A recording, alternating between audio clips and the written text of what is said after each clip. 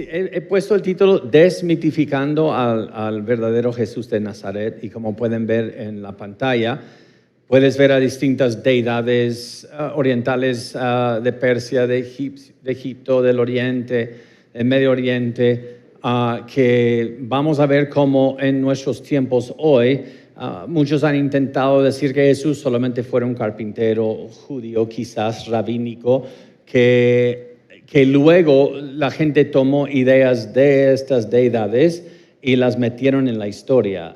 Así que es sincretismo, como dije ayer, mestizaje espiritual, una mezcla diciendo eso. Y por eso quiero desmitificar. De hecho, toda la Biblia está llena de eso. Yo estoy convencido, quizás no todos aquí estamos de acuerdo, pero yo tengo la teoría, como muchos, de que todo que Génesis mayormente es una polémica en contra de las falsas ideas desde Gilgamesh y otras tablas que preceden, que hablan del diluvio, hablan de los hijos de Dios o cosas parecidas, hablan de la Torre de Babel, pero están en un género mitológico y es una polémica para que no adopten esa versión de la historia de los cananitas antes de entrar en la tierra prometida. Pues arranco, ¿verdad? Ok, desmitificando al verdadero Jesús de Nazaret. Y como ellos saben, soy muy egoísta con el micrófono, así que si no veo que levanten el micrófono para opinar, tienen la botella de agua que pueden aventar al pastor Héctor y luego él me avisa muy amablemente. Ayer escuchamos muchos datos históricos, y ustedes saben, los que han escuchado a Richard enseñar, ¿no? Él te va a llenar de información y eso es muy bueno, por eso me cae tan bien Richard. ¿Okay? Pero antes de seguir con más datos y más información, quisiera que tomáramos un recordatorio por qué estamos haciendo esto. Según el Corintios 13:14, la gracia del Señor Jesucristo, el amor de Dios, ahora muy rápido les quiero decir, Dios como título, no como descripción, es usado mayormente en el Nuevo Testamento para el Padre. Y Kurios, Señor, mayormente designación para el Hijo. Y ambos Kurios y Theos tienen connotaciones de deidad. ¿Okay? Nada más, cuando ven Dios mayormente, al menos que está describiendo la deidad de Cristo, está hablando del Padre. ¿Okay? Entonces, la gracia del Señor Jesucristo, el amor de Dios, Padre, y la comunión del Espíritu Santo sean con todos vosotros. Amén. La Santa Trinidad no es una doctrina ortodoxa empolvada al cual tenemos que poner el rito yo acepto para ser miembro de una iglesia. Es la esencia de toda pasión de todo cristiano. No defendemos a Jesús, no defendemos al Espíritu Santo, no defendemos al Padre para que podamos ser ortodoxamente correctos nada más como en papel. Es porque la gracia del Señor Jesucristo, por la gracia de Cristo verdadero, tú estás salvo si es que conoces a Cristo. Por su gracia. Por eso lo voy a defender y lo vamos a defender hasta la muerte, porque es la única gracia por la cual tú y yo podemos ser salvos. Y luego el amor del Padre. ¿Por qué el amor del Padre? Porque en Efesios capítulo 1, ¿sabes qué? Si tú estás en Cristo, el Hijo no te eligió. Fue el Padre. Muchos solamente nos enfocamos en el Hijo, ni prestamos atención al Padre. ¿Sabes quién llamó a Héctor? El Padre. ¿Con qué amor puedes comparar eso? Que Él te vio a ti, a mí, los miserables que somos, y el Padre dijo al Hijo, tú para Él vas a morir, Él lo va a llamar Hijo. El amor del Padre y la comunión del Espíritu Santo. En este lado de la gloria, la comunión que tenemos mayormente es el Espíritu Santo en cuanto a cercanía. Y por medio del Espíritu Santo tenemos comunión con el Hijo, porque Él está a la diestra del Padre, no está aquí. Entonces, esto es mucho más que llenarnos de información. Eso es para pelear hasta la muerte, pero no con la espada humana, sino con la palabra de Dios. Y es por eso que estamos aquí hoy. Solo quise recordarnos de eso. A veces los soldados están peleando, ustedes tienen su cerebro, ya está humo saliendo de sus oídos. ¿Y para qué viene otro día de esto? Es porque sin esto, tú estás bajo la ira del Padre por tu pecado. El Jesús que no es verdadero no te salva. Si yo no creo en el Jesús verdadero, yo no soy salvo. Y somos advertidos de eso una y otra vez en el Nuevo Testamento. Por eso nos apasiona, por eso estamos aquí. ¿Okay? Pues entonces entremos en la pregunta, ¿quién fue Jesús, el Jesús verdadero? Pues antes de hacer esa pregunta tenemos que corregir la pregunta porque tiene una suposición errónea en la pregunta. Porque Jesús, el que fue, que es y que Él será. Así que no lo puedo, sí, Él es. Entonces, yo no lo puedo meter en la caja de era, sino Jesús era, es y Él que ha de venir. Y cuando dice eso, Apocalipsis de Jesús, está citando la Septuaginta de Isaías cuando dice Jehová. Nuevamente, otra cosa que pudimos haber dicho ayer, pero... Ok, pero como el pastor Héctor trajo al tema, el escepticismo que hemos estado viendo ayer no es nada nuevo. No es nada nuevo. Satanás no se quedó dormido hasta el siglo XXI y 2021. Tenemos un escepticismo antiguo, por ejemplo, muy rápido con Islam. Islam en Mahoma, un pastor joven botado de su ciudad, y ahora tenemos el Corán, el libro sagrado de Islam, habla mucho del Nuevo Testamento de Jesús. Por ejemplo, en Surah 19, entonces ella lo señaló, dijeron, ¿cómo podemos hablar con alguien que es un niño en la cuna? Hablando de Jesús. Jesús dijo, soy un servidor de Alá. Él me ha dado el libro y me ha hecho un profeta. Y Él me ha bendecido donde quiera que esté. Me ha ordenado la oración, la limosna mientras viva. ¿Qué está pasando en el Corán? Están corrigiendo el Nuevo Testamento más de 600 años después del Nuevo Testamento para corregir que Jesús solamente fue profeta de Alá. Y tú dices, yo pensé que Mahoma es profeta de Alá. Sí, Mahoma es profeta de Alá para Islam, para los árabes, y Jesús es el profeta de Alá para los judíos, y solamente los judíos, según Islam. ¿Okay? Si Alá hubiera deseado tomar para sí un hijo, ¿qué están haciendo aquí? ¿Dicen que eres el hijo de Dios? No. Si Alá hubiera deseado tomar para sí un hijo, podría haber elegido a quien quisiera de entre los que creó. Pero la gloria sea Él. Él está por encima de tales cosas. Él es Alá, el único, el irresistible. Eso es escepticismo en contra del Nuevo Testamento, que Jesús es el Hijo de Dios. A Él se le debe el origen primordial de los cielos y la tierra, Alá, no Jesús. ¿Cómo puede tener un hijo cuando no tiene consorte? Están diciendo aquí, si Alá no tuvo mujer, ¿cómo pudo tener un hijo? Para decir los testigos. Él creó todas las cosas y tiene pleno conocimiento de todas las cosas. He aquí, Alá dirá, ahora en el Corán, Alá va a confrontar a Jesús porque los cristianos lo están adorando. Y le va a pedir cuentas a Jesús. ¿Por qué te están adorando? Oh Jesús, hijo de María, dijiste a los hombres, adórame a mí y a mi madre como dioses en derogación de Alá. Él dirá, gloria a ti. Nunca podría decir lo que no tenía derecho a decir. Si hubiera dicho tal cosa, lo hubieras sabido. Tú sabes lo que hay en mi corazón, aunque yo no sé lo que hay en el tuyo, porque sabes todo lo que está oculto. El Jesús que están pintando ellos no sabe lo que está en el corazón o mente de Dios. Y nuevamente, ¿dónde dice corazón y Dios? Hasta el siglo XVI, cuando decía mente, nosotros hoy decimos corazón. Por eso Calvino, cuando dice que el corazón es fábrica de ídolos, no dijo eso, él dijo la mente. Pero él está hablando del corazón, el asiento de la voluntad. Así que Jesús no sabe lo que está en la mente de Alá, según esto.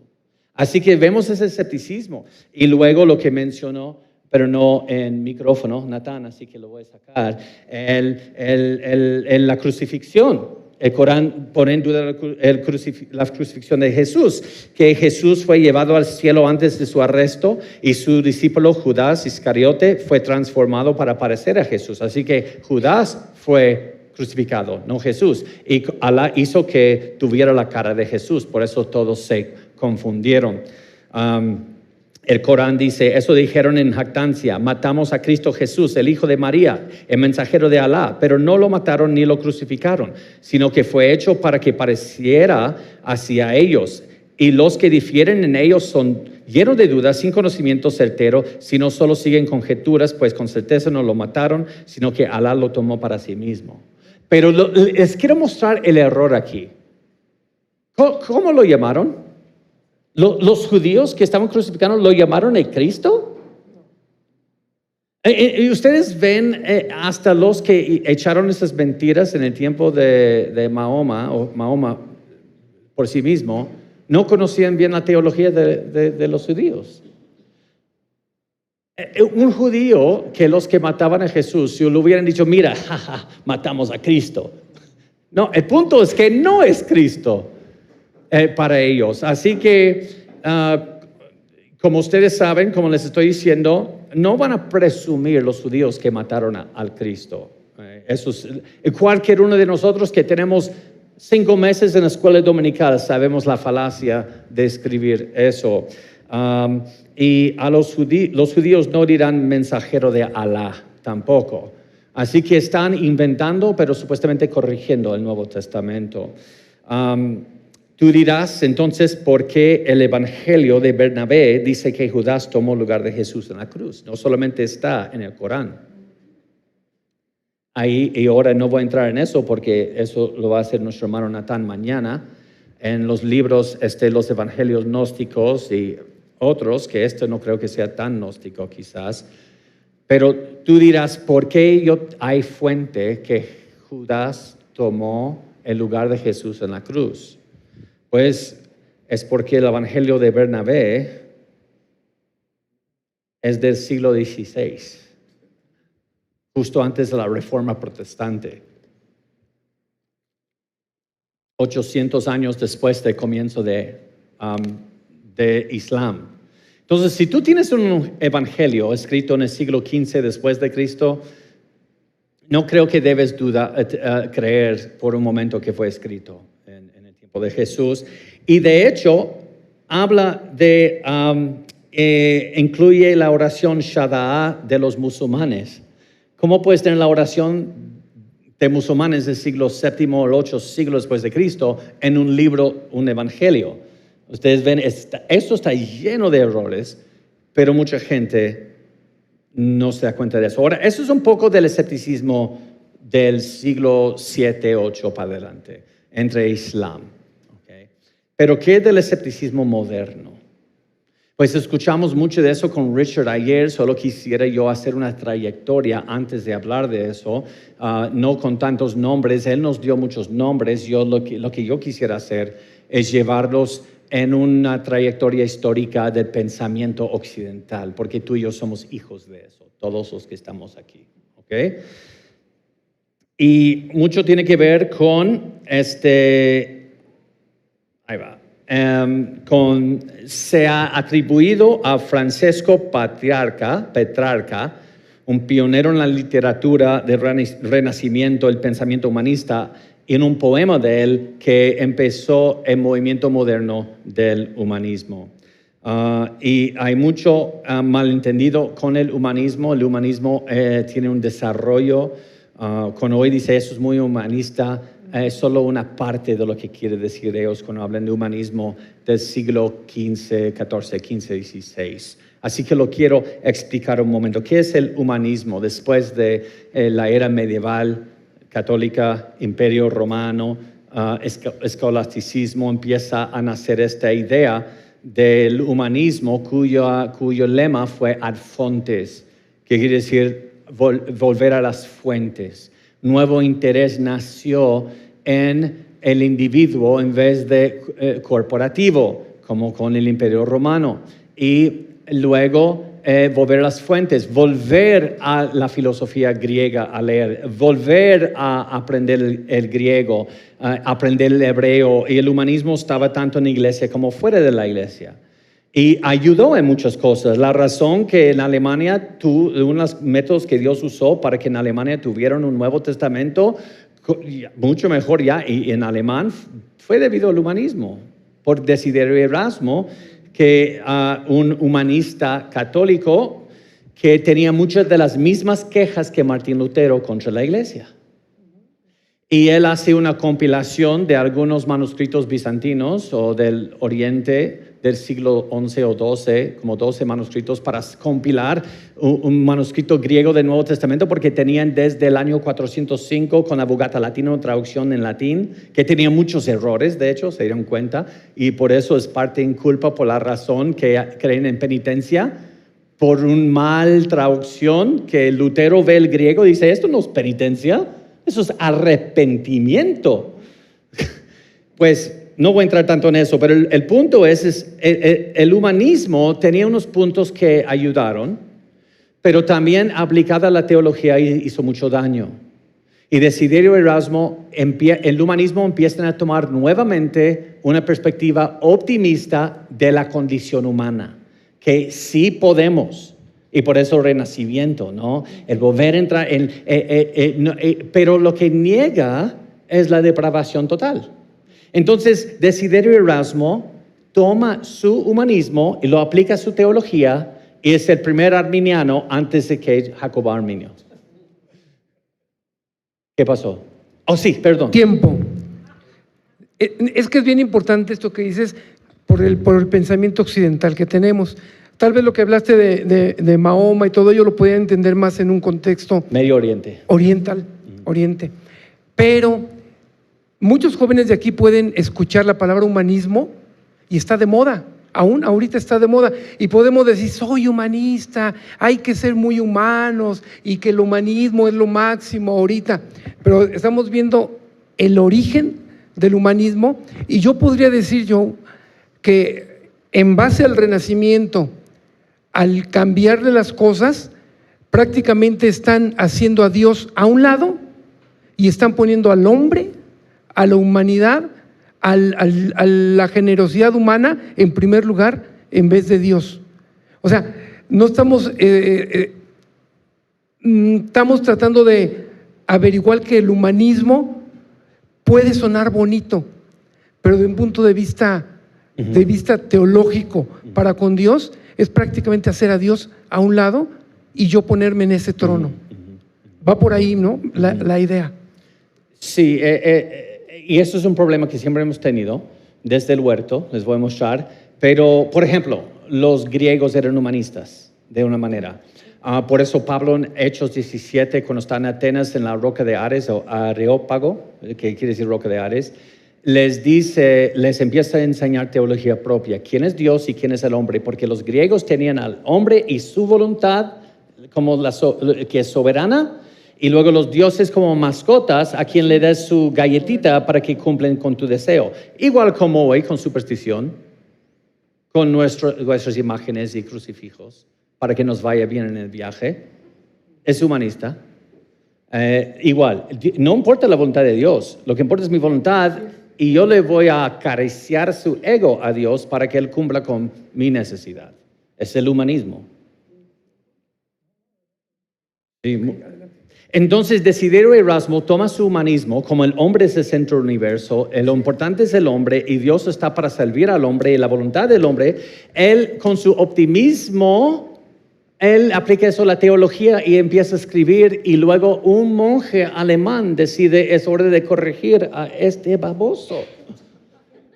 Y escribe la esclavitud de la voluntad respondiendo al humanismo en la teología de él. Y el humanismo postula que el humano y su propio interés debe estar al centro de todo propósito y búsqueda, incluso en la teología. Pero esto fue detenido en mayor parte por la Reforma Protestante. Pero entonces la Reforma Protestante derrocó al humanismo, pero un siglo y medio después el humanismo derrocó a la Reforma Protestante en la Ilustración Europea. Es normalmente el humanismo que fue detenido y luego, ¿qué pasó después? Unos reformadores y luego Jacobo Arminio y otros que otra vez trayendo el humanismo a la teología, el hombre es el centro, y luego en el pensamiento occidental también, secular, ahí tenemos la Ilustración Europea, en la cual enseña, ya es después de la Reforma, como en el siglo XVII y XVIII, la final autoridad para el conocimiento no puede ser revelada de fuera. Escuchamos esto de Richard ayer, ¿se acuerdan? Sino concebida por el razonamiento humano. Entonces, la autoridad final, la autoridad de mi argumento es el racionalismo del hombre, y el cristiano debe ser, no, el final es la palabra de Dios. Entonces, y de eso sale el naturalismo. El naturalismo no salió allí. Los griegos eran naturalistas.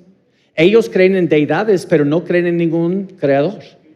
Creen que el universo vino de materia prima a través de múltiples eras, casi millones de años, y desde el siglo IV los líderes de la iglesia escribían en contra de la teoría de la evolución de los griegos. Muchos creen que eso viene de Carlos Darwin en el siglo XIX. No, eso es una idea griega que salió del Renacimiento otra vez. Y luego el naturalismo postula que todo puede, de hecho, debe explicarse por el tiempo, más la casualidad, más las leyes de la naturaleza obrando en la materia por razones meramente naturales. El diseño del ojo, el universo, el ser humano, agua, peces, todo eso tiene que tener una explicación por accidentes cósmicos a través de millones de años. No hay un creador. ¿Por qué fueron a este extremo? Porque luego tenían teología. Y luego, humanismo, y la teología lo vamos a poner como cuando vamos a dar una enseñanza humanista hoy, cómo Dios quiere que prosperes y seas feliz, y al final vamos a hacer una oración para cumplir, ¿no? Y luego, ¿qué pasa con el tiempo? Tu oración humanista al final ya lo pierden y se volvieron ateos. Porque si la teología no se centró, ¿para qué lo necesito? Solo para cumplir, y solo se volvieron ateístas. Y esto fue visto como la única salida de la superstición que plagaba el paganismo. Ahora, quiero que presten mucha atención a lo que les voy a enseñar en este punto. Porque tú dirás, ¿cuándo vas a llegar a la mitología? No, mira, cada uno de esos mitos tiene casi la misma historia. Este mito tenía 12 apóstoles, y él fue nacido una virgen y murió en una cruz. Sí, casi todos dicen lo mismo. La gente dice hoy, pero no es verdad de esos mitos. Pero no es el contenido que usan, porque lo están inventando, sino es de esto, viene de esto. Es un pensamiento filosófico que tenemos que ver. Ok, escúchame muy bien aquí. El paganismo no permite a la ciencia avanzar. No permite. Hay un eclipse solar. Sí, esta deidad está enojado y quiere dejar una señal. No, es porque hay cuerpos celestes que siguen una órbita, y luego el Sol está 300 a 400 veces más lejos de nosotros que está la Luna, pero la Luna está a 300 a 400 veces más pequeño que el Sol. Por eso, cuando cruzan su camino, aparentan tener el mismo tamaño y puede tapar la luz solar. Hay una razón científica por eso. Y el pagano dice, no, es una deidad enojada. ¿Por qué les digo eso también? Porque tenemos paganismo cristiano hoy también. No te vas a enfermar de COVID porque todo cristiano no puede estar enfermo. Ay, qué babosadas, otra vez, perdón. Pero no, mis hermanos, eso es paganismo, no es cristianismo. O mira, te enfermaste, debes estar en pecado. Porque un cristiano, sí, eso es lo que dijeron los amigos de Job, y Dios casi los mató por decir eso. Eso es paganismo, ¿ok? Y escucha esto, la fe cristiana no se basa en superstición, sino la contradice. De hecho, la Biblia nos presenta con causas primarias y secundarias. Ustedes saben que un eclipse solar sucede por la voluntad de Dios. ¿Estamos de acuerdo? Pero sucede por la voluntad de Dios en cuanto a una causa secundaria, no primaria. Todas las causas primarias de Dios son milagros, la creación, la resurrección de Cristo, camino en agua. Eso es una causa primaria, cuando Dios intercede directamente. Pero Dios también gobierna las cosas y les da orden. Hebreos, capítulo 1, nos enseña. Entonces, cuando hay un eclipse solar, fue por la voluntad de Dios, pero no es que Dios metió su dedo antropomórfico y lo movió. Él, el Hijo, dice Hebreos 1, está gobernando ese proceso que puso en marcha. Y la iglesia siempre ha enseñado eso. Escuchen a Agustín de Hipona en el siglo IV y V después de Cristo, para que no crean que es una idea mía. La Biblia lo enseña, y en ejemplos de Hebreos 1. Pero también, mira lo que dice Agustín de Hipona. Adoramos a ese Dios que ha fijado las naturalezas creadas por Él, tanto al principio como al fin de su existencia en movimiento. que tiene, conoce y dispone las causas de las cosas, que ha creado la virtud de las semillas, quien ha creado y gobierna el fuego más vehemente y violento de este mundo, en la debida relación y proporción con los otros elementos de la inmensa naturaleza. Ahora escucha lo que dice aquí, que es el gobernador de todas las aguas, que ha hecho al sol más brillante que todas las luces materiales en cuanto a nosotros, y le ha dado el poder y movimiento adecuados. Ahora escuchen esto, por lo tanto, Él gobierna todas las cosas de tal manera que les permite realizar y ejercer sus propios movimientos. Entonces hay causas primarias y secundarias. Dios está gobernando el cosmos de acuerdo a su eterno decreto.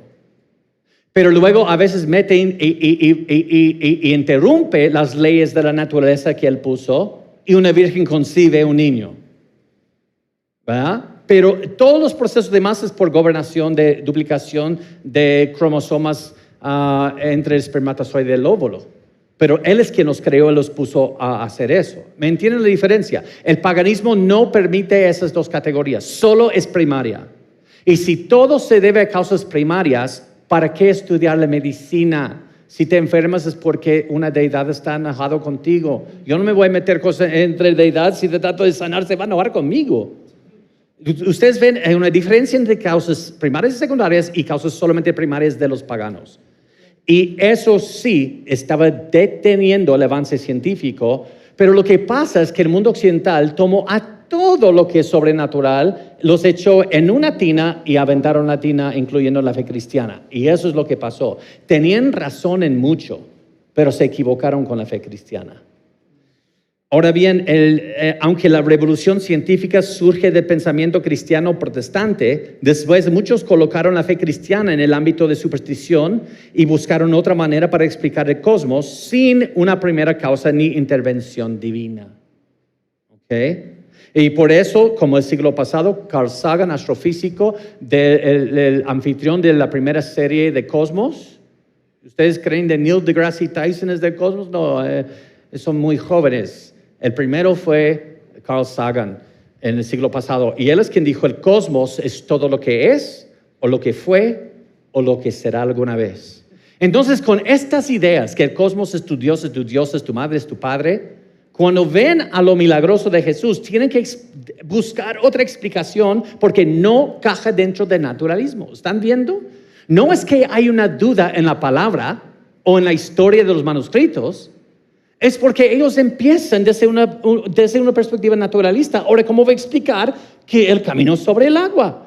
Pues entonces sus discípulos agregaron eso después. Ustedes ven, no hay nada de evidencia allí, sino hay una inclinación, un sesgo aquí. Y luego de ahí pasaron del naturalismo. Entonces, si todos por razones naturales, ¿cómo llegamos a todas las especies aquí en el mundo? Evolucionismo. Que singularidad cuántica hace 14,000 millones de años entró a la existencia de la nada que llevaba toda la masa universo, empezó una expansión repentina y luego a través de procesos naturalistas, a través de miles de millones de años, ¡pum!, aquí estamos tú y yo, las plantas y animales y el cosmos sin un Dios. Entonces ven toda la evidencia del mundo hoy. ¿Cómo? ¿De dónde vino? Pues no puede ser Dios. Entonces vamos a dibujar, trazar unas ideas de cómo llegamos a existir sin un creador. Y cuando ven a la vida humana, la vida de los animales, pues Carlos Darwin es quien definió este árbol evolutivo de la vida, que todos empezamos con un tronco en común. Cuando tú comes un mango, ¿a quién le gusta el mango aquí? A mí me encanta el mango. Si estabas comiendo la carne de tu primo, porque toda planta y animal tenemos un antepasado en común, según esa teoría, y eso nos llevó al siguiente, que es empirismo. Ahora tú dirás, ¿cómo puedo absorber todo esto? Por eso estamos regalando los PDFs y también esto es la introducción. No quiero que todo el tiempo se acabe solo la introducción. Solamente nos ayuda a pensar cuáles son las motivaciones y los dogmas que tiene el mundo occidental cuando ven a Jesús. Y luego ve a 2 Corintios 4, versículo 6. Y dices, entonces, ¿cómo es que yo conozco a Cristo? Tú no lo buscaste, sino Dios brilló en ti su luz para que lo vieras. Y cuando viste la faz de Cristo, viste la gloria de Dios, lo que fue oculto del humano desde la caída. El empirismo es la idea de que todo se reduce a más energía. Entonces, vamos a decir que ni existe lo espiritual. Pero mis emociones, mis pensamientos, eso es una fantasía. Lo único que existe es lo que puedes ver, tocar en masa y energía, ¿ok? Es lo único que existe. La Biblia dice Dios es espíritu, así que Dios no existe. Y el conocimiento se limita a la percepción de tus 5 sentidos. Ahora entienden por qué dice el ateo, ¿Dios es real? Muéstremelo. En el cual digo, ok, ¿tú crees en la lógica? ¿Estás usando la lógica? Sí, muéstramelo. Las leyes de la lógica no son materiales. Las matemáticas no son materiales. Las leyes de la física no son materiales. Son conceptos abstractos que usamos que son inmateriales. Entonces, estuve debatiendo con una profesora en Chile, lo tengo en video de hecho, si alguien lo quiere ver después, y ella dice, yo creo en lo que veo. Y dije, la lógica que usó para llegar a esa conclusión, ¿qué color es? Y ella dijo, la lógica no tiene color. Dije, pero tú acabas de decir que crees en lo que, solo crees en lo que ves. Y dice, lo que veo con mi mente, o sea, en mi mente. Y dije, un loco manicomio ve muchas cosas como su mente. Y luego ella entró en relativismo. ¿Tú crees que el loco en manicomio está loco? Porque iba a decir que no, es relativista. Y dije que sí, porque él es inconsciente del mundo a su alrededor. Tú y yo sí somos conscientes. Para que vean el mundo donde van con esa clase de pensamiento hoy. Pero hay un problema. Si todo se reduce a materia y energía, por eso todos los milagros de Jesús y quién era, tienen que ser un mito, mezcla de mitología, perdemos las categorías pero usamos para llegar a esa conclusión o cualquier otra. Y toda cosmovisión, incluso la bíblica, reconoce la falibilidad de la experiencia sensorial. Les tengo una pregunta. Si cae un árbol en el bosque y nadie está ahí, ¿hace ruido? No. Un árbol no hace ruido. Tus oídos hacen ruido. Tu tímpano hace ruido. El árbol no. Y es por eso que muchos no han podido responder esa pregunta. El árbol no hace ningún ruido. Nada hace ruido. Tu receptor, tu tímpano empieza a vibrar. Eso es el ruido. No es el árbol. Entonces, si yo no puedo ver, ¿existe el color verde? Sí, no importa si yo veo o no.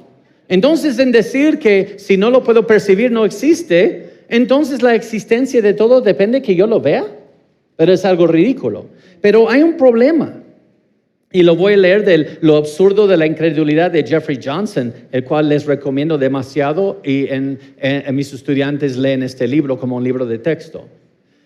Aquellos, escuchen eso muy bien, el empirismo dice que solamente puedes creer en lo que puedes percibir con tus 5 sentidos. Ahora escuchen esto, hay una falacia en esa misma frase. El empirismo no es detectable con tus 5 sentidos. ¿Qué color es un empirismo?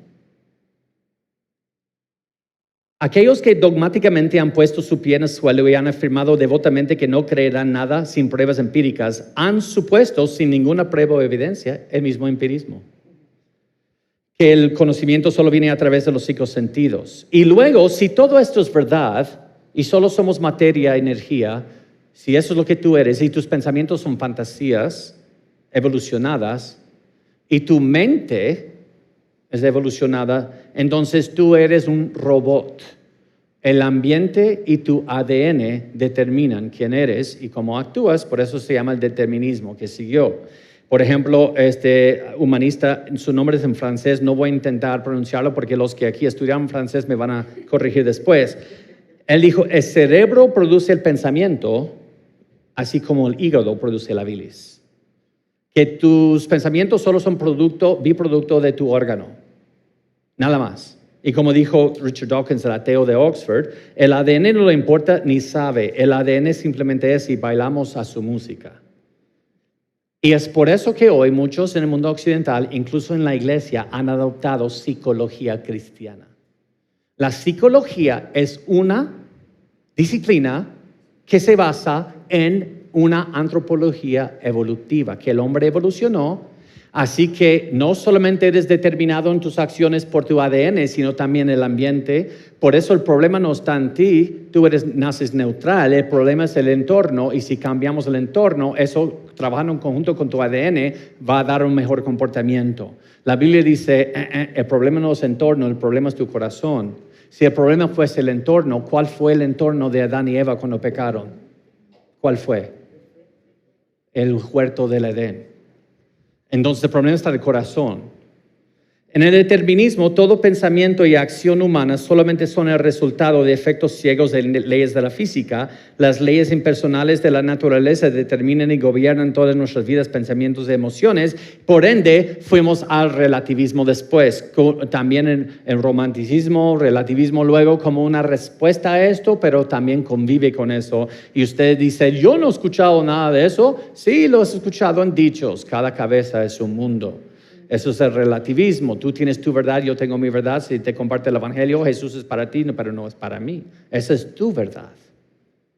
El relativismo postula que no existen verdades absolutas. ¿Quién ha escuchado a alguien decir eso? Al cual respondes, ¿estás absolutamente seguro de lo que acabas de decir? Pero ahora lo dicen de otra manera. Si existen verdades absolutas, nunca las pudiéramos conocer. Los cristianos son demasiado dogmáticos porque creen que pueden saber que algo es verdad y no las podemos hacer. Nunca puedes estar seguro de nada. En el cual dije, entonces, ¿cómo llegaste a saberle eso? Pero ustedes ven, el relativismo más avienta cosa, pero no quiere que se lo devuelva. Por eso ustedes dicen, yo no he visto eso. Sí, lo ven en memes, solo reconoce lo que están viendo. ¿Quién ha visto esto? Ok, les hago una pregunta. ¿Eso es un 6 o un 9? No es ambos. Estos dos narcisistas que ven allí deben callarse y mejor preguntarle a la persona quien escribió el número en primer lugar cuál fue su intención. Porque ¿sabes qué? Si eso es verdad, vengan conmigo después de aquí a comer tacos. Ustedes invitan. ¿Ok? Y cuando es hora de pagar la cuenta y dice 600, yo voy a decir no, eso es 009. Lo voy a leer al revés. Yo te debo 9 pesos. Allá en el fogón me lo van a creer, le van a decir cada cabeza es un mundo. O mi perspectiva no importa. Lo que importa fue la intención de él que escribió el 6 o el 9. ¿Ustedes ven eso? La realidad no le importa en estos chistes aquí. La realidad es muy distinta. Le dije, cuando entró en relativismo a esta profesora, le dije, de hecho, si tú entras en la carretera corriendo y no crees en automóviles, el automóvil te va a tropezar aún, no le importa si crees que existe o no. A la realidad no le importa el relativismo, ¿no? Pues, ahora, ¿por qué les menciono eso? Porque del relativismo entró relativismo moral o moralidad relativa, que cada sociedad va a crear su propia moralidad y la moralidad solamente cambia a través de revoluciones. Y es por eso que estamos en esta revolución hoy. La revolución sexual no tiene mucho que ver con sexo, tiene que ver con igualdad, porque la mujer es oprimida porque ella tiene que solo tener relaciones sexuales con este cavernícola hombre y luego para que ella no salga de cueva y se dé cuenta de la luz del día, la deja embarazada. Mi esposa le di 6 hijos porque no quería que saliera, pero aquí está, salió. Pues, entonces, y solo para darles, escribí este libro, Autonomía Sexual en el Mundo Postmoderno, ahí está atrás, y estos 2 libros que escribí con mi hija mayor están en presión con CLC Colombia en este momento. En 2 semanas los tendré en manos, si Dios permite, libros para enseñar a niños en cuanto a la ideología de género, pero da lo opuesto, Dios se quiere glorificar a través de tu feminidad y masculinidad. Ok, pues, eso fue mi anuncio. Entonces, el determinismo nos llevó al nihilismo. Si solamente lo que haces es determinado por tu ADN en el entorno, tú no decides, entonces ya no voy a leer todas estas citaciones. El nihilismo postula, si todo esto es verdad, entonces no existen las categorías de significado y propósito. Significado y propósito primero asume que hay una intención en tu existencia. Si tú y yo solo somos robots orgánicos de la nada, entonces ¿cuál es el propósito de tu vida? Esa categoría ni siquiera existe. Ni siquiera existe. Pero si no hay significado y propósito, entonces tampoco el empirismo, el naturalismo, el relativismo ni el nihilismo tienen sentido. Todas las premisas que usan quedan sin sentidos. Y es por eso muchos evolucionistas se volvieron nihilistas. Como el seguidor de Darwin, Ernst Haeckel, dijo, escribe esta carta a su padre que era cristiano. Me parece que el individuo con su existencia normal solo es un miembro temporario de esta gran cadena que como un vapor rápidamente se desaparece. La existencia personal e individual me parece terriblemente miserable, pequeña, despreciable y según mi punto de vista solo fue diseñada para la destrucción. Eso es nihilismo debido a su evolucionismo. Él aceptó esas teorías, esas filosofías y luego dice la vida no vale. Y está escribiendo eso a su padre que era cristiano. Hay un problema, un ex nihilista, C.S. Lewis, que escribió Narnia, que fue ateo y luego se convirtió a Cristo. Luego vio sus propias filosofías y dice, pero un momento, si todo el universo no tiene sentido, nunca habríamos descubierto que no tiene sentido. De la misma manera, si no hubiera luz en el universo, imagínense un universo que nunca tuvo luz. Entonces no tuviéramos ojos. Entonces, ¿por qué vamos a quejar de la oscuridad? Sería una categoría sin sentido. El hecho de que dice no existe propósito es porque existe propósito. Y eso nos llevó finalmente, ya terminé la trayectoria, al siglo pasado, el siglo XX. Si todo esto es verdad, tenemos que hacer nuestro propio sentido relativo y eso se llama existencialismo.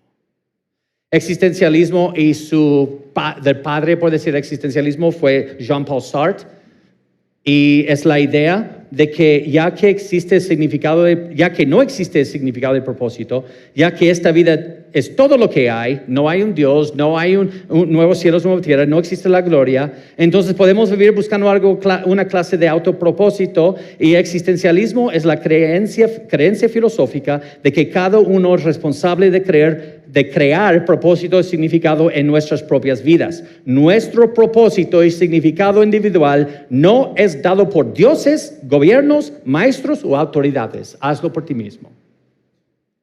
Y ahora dices, ¿por qué la gente está dudando de Jesús verdadero? Por esto. Así que en este conversatorio queremos hablar de Jesús verdadero, el Jesús de Nazaret. Y si no entendemos los lentes a través de los cuales están viendo eso, nos vamos a preguntar, mami, ¿por qué si Jesús es tan verdadero hay tantos que lo dudan? Porque ellos están obligados a priori, eso quiere decir desde antemano, a negar todo lo que va más allá de la experiencia humana.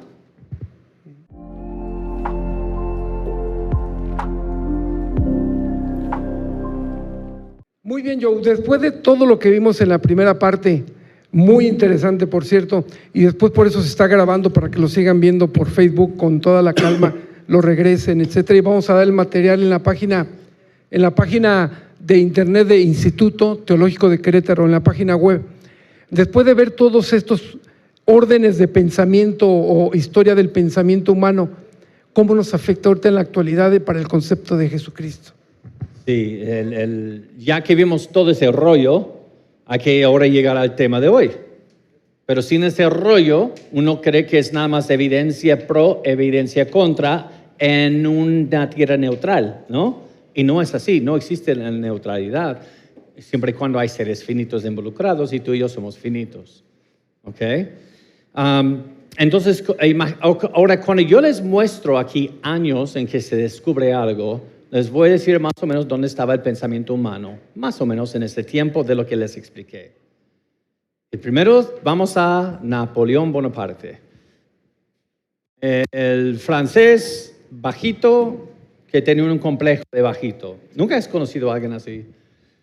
Se dice mucho complejo, que quería ser el emperador del mundo, ¿no? Lo que parece. Pues en su extensión de su imperio francés, llegan a Egipto. Y un soldado o parte de su grupo encontró algo que va a cambiar la historia. Es la piedra de Rosetta. Y yo he visto esta piedra en persona. Está en el Museo Británico. De esos los que visitan a Londres, ese museo es gratis. De hecho, en ese museo hay partes del muro del palacio de Nabucodonosor. Tú vas a ver cosas que Daniel vio. Hay muros de Nínive quemados que tienen escultura del rey Jehu, que está en la Biblia, postrado ante el emperador de Asiria de 722, y Nínive fue el capital de Asiria. Ahora quieres preguntar por qué Jonás no quiso ir allí. Y ahora ese muro está quemado, se llama el obelisco negro, porque luego Nahum, Dios a través de Nahum, ¿se acuerdan que se arrepintieron con Jonás? Luego entran en su pecado terrible otra vez, y Dios manda a Nahum, y a través de Nahum dice, les voy a quemar, voy a mandar fuego. Y sí lo hizo, se quemó la ciudad y tenemos esa parte del muro presumiendo como tomaron los israelitas del Reino del Norte en 722 a.C., lo tienen allí, pero quemado. Tú puedes ver con tus propios ojos enfrente de ti. Así que cuando vamos a hacer ese viaje a Londres, la historia de la iglesia, la historia de eventos bíblicos allí, pues hay que hacerlo como Instituto Teológico de Querétaro. Invitar a Joe Owen. Ok. Entonces, sí, y a Logos también. Sí. El 7 de julio 1799, en el núcleo cronológico de la Ilustración y el naturalismo. ¿Qué pasa con esta piedra Rosetta? ¿Qué es Rosetta? Es una ciudad egipcia que pueden ver aquí. Y en esta piedra contiene los mismos escritos, pero en 3 idiomas. ¿Okay? Un escrito, no lo vamos a romantizar, no es algo bueno, son cosas administrativas de un rey para su aniversario, no más. Pero como están 3 lenguajes, y adivinan qué, uno de los lenguajes son jeroglíficos egipcios. Y otro lenguaje es griego. Sí sabemos griego, no sabemos los jeroglíficos.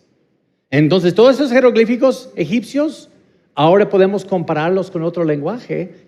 Hubo 3 lenguajes, era demótico, otro lenguaje egipcio. Entonces, podemos empezar por primera vez en la historia ahora moderna, occidental, comparar y empezar a discernir qué significan esos jeroglíficos y leer sobre ellos.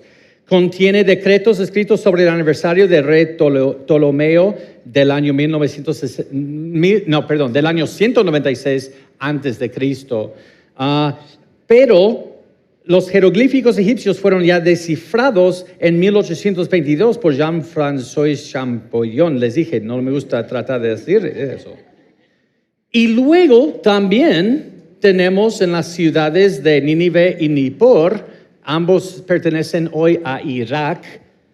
Ese mismo siglo encontraron tablas, la colación babilónica, que preceden Génesis. Algunos lo preceden con hasta 800 años antes que fue escrito Génesis. ¿Y sabes lo que encuentran? Una biblioteca de archivos empresarios, documentos administrativos y varias versiones de la epopeya de un diluvio que vienen desde 2200 años a 650 antes de Cristo hasta 800 años antes de Génesis. Entonces, si estamos en el racionalismo y si estamos buscando cómo desacreditar la Biblia, vamos a buscar algo allí que quizás la Biblia compartió en mitos con ellos. Quizás los autores de la Biblia tomaron prestado mitos de cosas que vienen durante y antes del Génesis. Ustedes están viendo la idea que está empezando a surgir. Ahora bien, les voy a mostrar la epopeya de Gilgamesh, es de 2100 antes de Cristo, como 600 a 700 años antes de Moisés. Fue hallado en 1853 en Nínive, que es Irak hoy. Está del naturalismo después del racionalismo, etcétera, ¿verdad? Entonces es la tabla más completa, que tiene 12 tablas descifrables. La tabla número 11 tiene un relato del diluvio, más completo que las otras tablas. Así que quizás Moisés tomó prestado de eso, de mitología. Y es por eso tenemos a personas apologistas hoy diciendo que Génesis es mito-historia, una mezcla de mitología e historia real. Porque ahora son escépticos. Ahora bien, no tenemos tiempo de entrar en cuanto a Génesis y eso, pero yo doy conferencias enteras comparando estas tablas con Génesis, y por eso les dije, creo que Génesis es una polémica. Está corrigiendo mucho de eso, y les pudiera dar el ejemplo de Génesis 6, los hijos de Dios y las hijas de los hombres. Yo estoy de acuerdo con Peter Gentry, te mandé, Nathan, ese video. Es muy convence que Moisés está desmitificando un evento pasado que los judíos mezclaron con estas epopeyas. Pero eso es para otra conferencia. Pueden ver algunas cosas que encontraron aquí. No voy a entrar en todo esto, perdón, los que están siguiendo voy a brincar. Y luego tú dirás, pero mira, Dios en el Pentateuco está diciendo, guárdate que no tropieces yendo en pos de ellas, de las creencias de esa gente en Canaán. Entonces yo creo que Génesis en parte es una polémica diciendo, ellos te van a dar estas mitologías, pero yo te voy a decir exactamente cómo sí sucedió. Entonces Moisés no está tomando prestado de esos, sino está contrarrestando estos mitos. Ok, pues el punto allí es lo que quise hacerles entender es la piedra Rosetta, de 196 antes de Cristo, fue hallado en 1799 y unos años después descifrado, y ahora podemos leer los jeroglíficos egipcios. Y la epopeya de Gilgamesh de 2100 antes de Cristo fue hallado en 1853. En medio de todo este tiempo de naturalismo, de racionalismo, de evolucionismo, entonces, ¿qué van a buscar? Vamos a desacreditar a Jesús. Vamos a ver si podemos encontrar algunas comparaciones en las jeroglíficas de algo de Jesús para ver que ellos estaban tomando prestado de esos mitos. Y eso fue la intención que tuvieron, porque los hallaron en esos siglos. Otra vez, estamos en la ilustración y el racionalismo cuando fueron hallados. Entonces ellos tienen una agenda que quieren cumplir, desacreditar a Jesús. Entonces cuando hablamos del verdadero Jesús de Nazaret, ellos están afectados por ilustración, naturalismo, empirismo, nihilismo, determinismo, ahora en el siglo pasado, existencialismo, y todo eso como producto del humanismo. Pero el humanismo empezó en Italia con un poeta en el siglo XIV. No. El humanismo empezó con Satanás.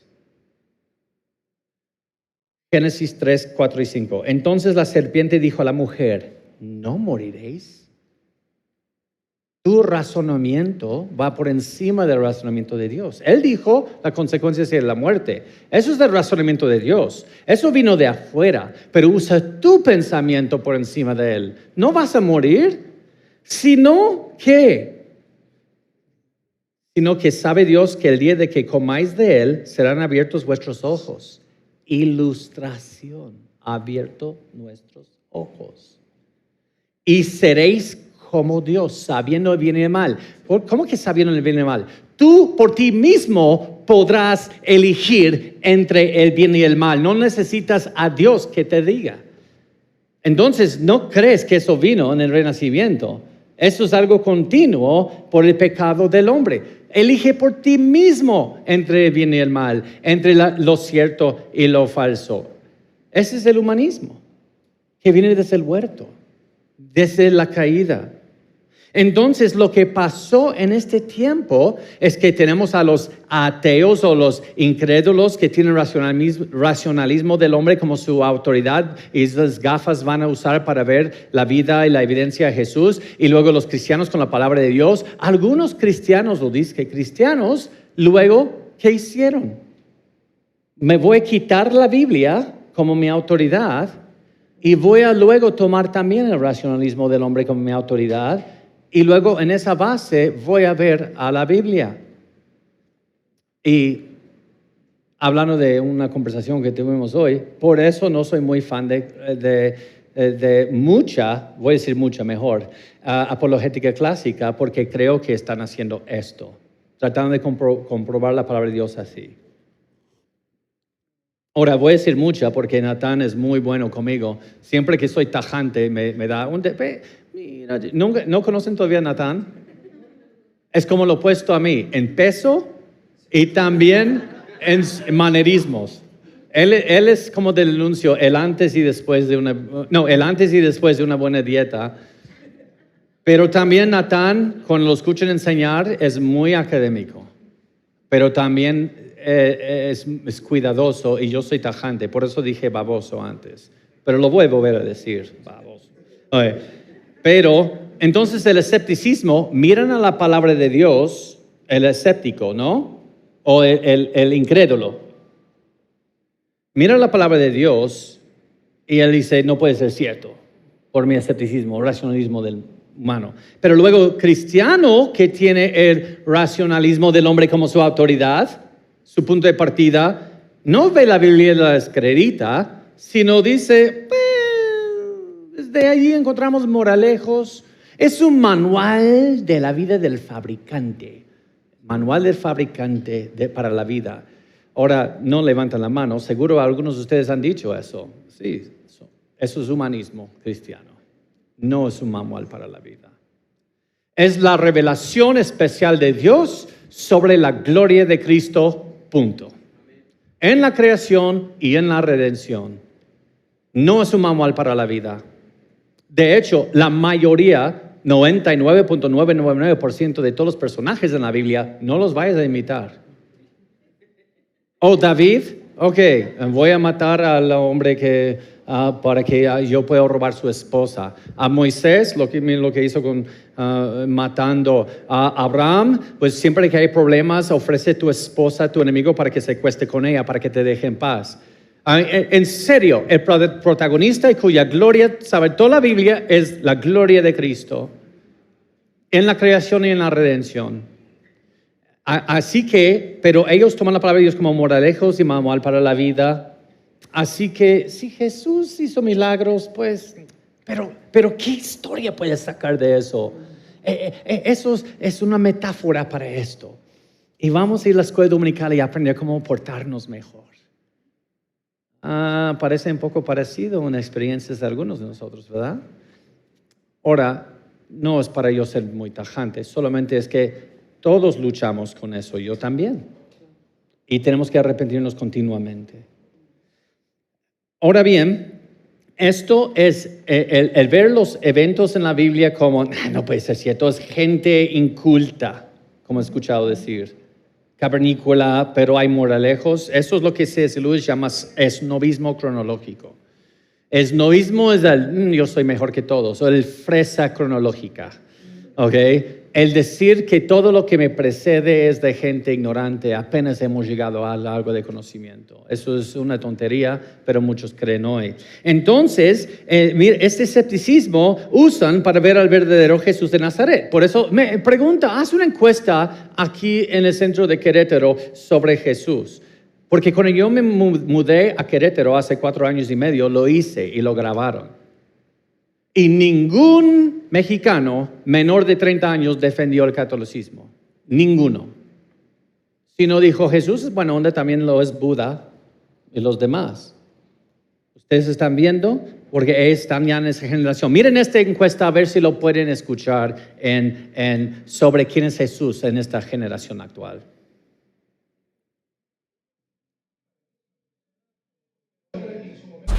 Para mí es una persona como cualquier otra que en su momento fue un líder político y la Biblia trató de exaltarlo como un dios. Fue el creador del cristianismo como Mahoma fue el creador del islamismo. Es mito. No tengo una expresión de Jesús, no tengo un pensamiento. No sé ni qué pensar. Supuestamente era el hijo de Dios. Un revolucionario. Jesús para mí no es Dios. Una figura católica, el simbolismo de una creencia. Para mí Jesús es un ilusionista.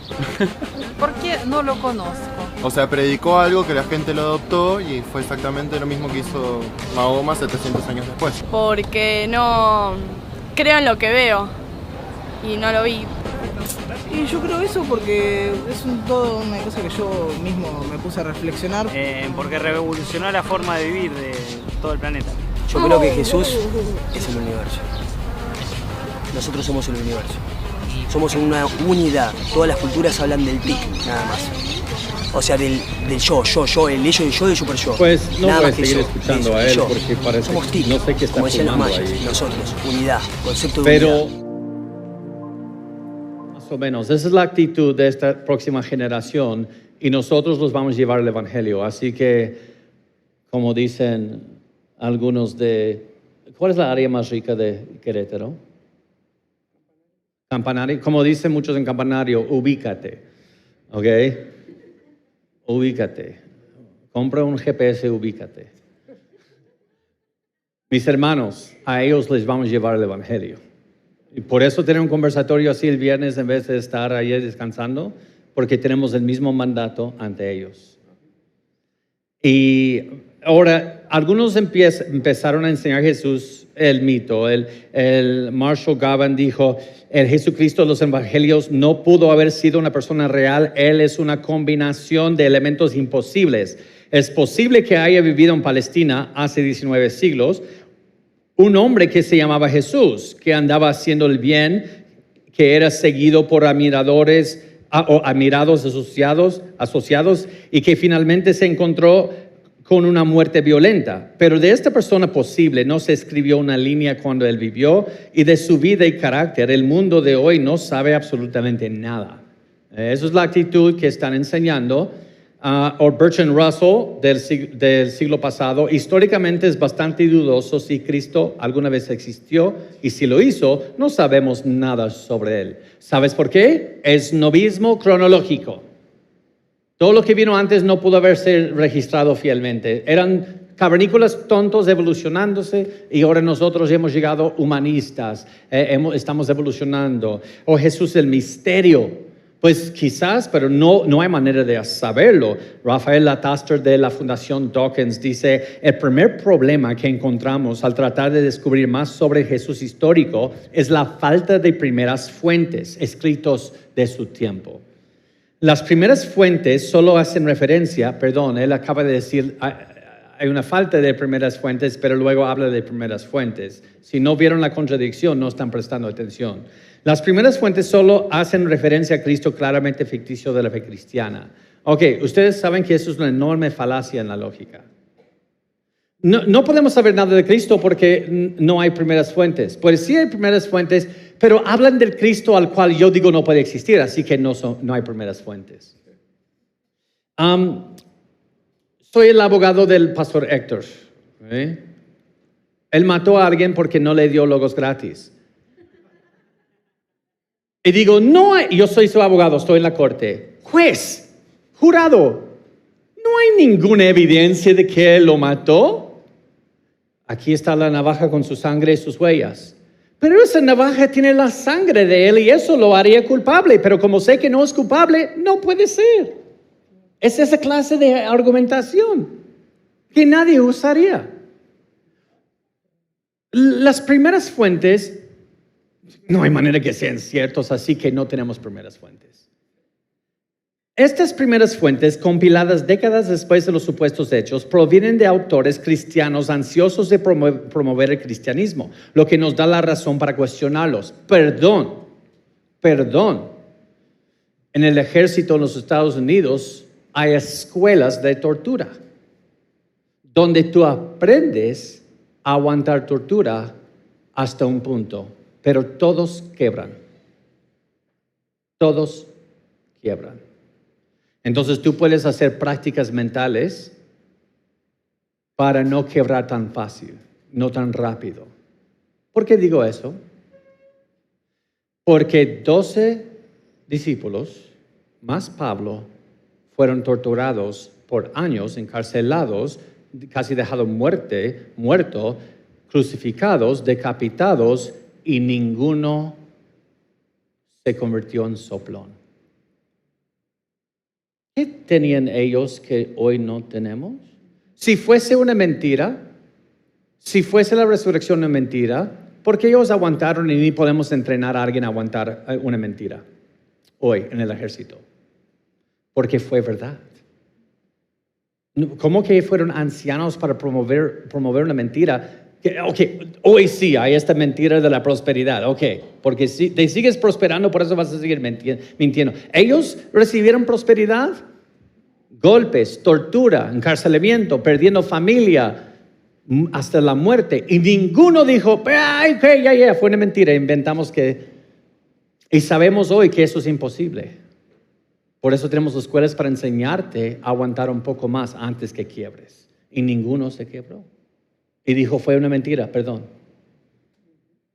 Los autores de los evangelios no se nombran a sí mismos, ni describen sus calificaciones, tampoco muestran ninguna crítica de sus fuentes fundamentales, las cuales tampoco identifican, llenos de información mítica, no histórica y muy editada a lo largo del tiempo. Los evangelios ciertamente no deberán convencer a los críticos de confiar incluso en las más mundanas afirmaciones que contienen.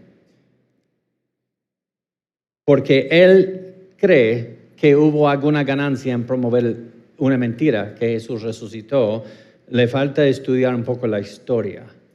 No les convenió, no era conveniente para ellos de ninguna forma. Y luego otros que Jesús no solamente es un maestro. Y eso lo escuchamos ayer, no voy a entrar en esto, ya es seminario de Jesús, que es un buen maestro. Voy a brincar un poco de esto, pero mira, no importa, dice Marcus Borg del Jesus Seminar, no importa si Jesús nació de una virgen, o cambió el agua en vino, o caminó sobre el agua. No importa eso. No tienes que creer eso. No lo vamos a debatir. Para aquellos que insisten en su veracidad, diría yo, bien, no discutamos sobre eso. Ahora hablemos de lo que significan. ¿Ves eso? No. Yo voy a decir que no sucedieron. Tú vas a decir que sí. Pero solamente vamos a ver qué es la historia. ¿Cuál es el moralejo? Yo voy a negar, tú vas a decir que sí, pues cada quien. Pero vamos a ver qué es la historia, qué es el moralejo de la historia. Eso es esa negación de todo lo que es sobrenatural que escuchamos ayer. Así que donde yo quería llegar con todo esto es lo siguiente. ¿Se acuerdan de lo que les hablé de descifrar estas jeroglíficas egipcias? Ahora podemos buscar en su mitología, entenderla, para ver si hay algo allí que los apóstoles o los seguidores después inventaron sobre Jesús, que tomaron de esa mitología para Jesús. Y por eso hoy llamé el título, nos falta una media hora de todo esta noche y terminé con la introducción. El desmitificando a Jesús. Ahora, ¿cuál es esta mitología? Realmente no vamos a tardar mucho, pero ¿cuál es esta mitología que trata de mezclar con Jesús? Pues esta película salió que ganó muchos premios, Zeitgeist, el espíritu del tiempo, en la cual postula la idea de que Jesús es Horus, una deidad egipcia. Es una deidad egipcia, que viene mucho antes de Jesús. Tiene los detalles que los apóstoles o los que escribieron después tomaron prestado y lo aplicaron a Jesús después de su muerte. Y es una película, hermanos, no es investigación académica, es una película. Entonces, en la película dicen, número 1, Horus es el dios egipcio de aproximadamente 3,000 años antes de Cristo, un mito de los egipcios, así que pon esto en su perspectiva y precede el éxodo de los israelitas. Esto es algo de mucho antes, y en esta película dicen, mira, Horus, que precede a Cristo por milenio, él es nacido una virgen y su nombre era Mary o María. Nació en el 25 de diciembre Y cuando nació, apareció una estrella del oriente, una estrella del oriente. Y es adorado por 3 reyes. Y es un maestro a los 12 años. Y es bautizado por Anup el Bautista, que fue luego decapitado. Si todo esto es cierto, por lo que parece, el cuento de Jesús es solamente copiando Horus. Y nuestra fe tiene un problema que resolver. Y luego comenzó su ministerio, Horus, a la edad de 30 años. ¿Les está pareciendo algo familiar? Y tuvo 12 discípulos. Y obraba milagros. Y era conocido como el Cordero de Dios. Y fue crucificado y resucitó al 3er día. Dígate que tienes 12 años y ves esta película. Y vas con tus padres. Mira esto. Y esto es de 2 a 3 mil años antes de Cristo. Y ustedes me llevan a la iglesia. Pues qué ignorantes somos. Eso fue una película, mi amigo. Porque quieren saber la verdad de lo que sabemos de Horus. Horus es nacido en el 31 de Coac, que es diciembre, no el 25.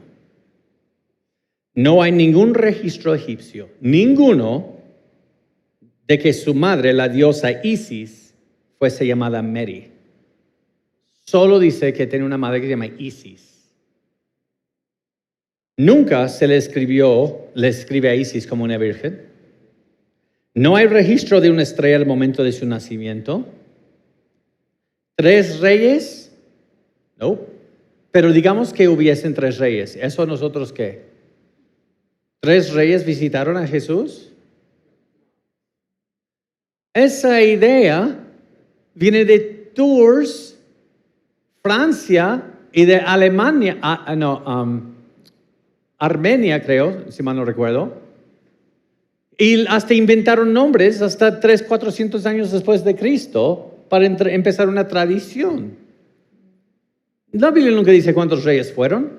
Así que por lo que parece, alguien está tomando tradiciones que ni están en la Biblia, que salieron hasta 4 o 5 siglos después de Cristo, y las están tratando de mezclar con Jesús para poner una película, pero no hay ningún jeroglífico que enseñe esto.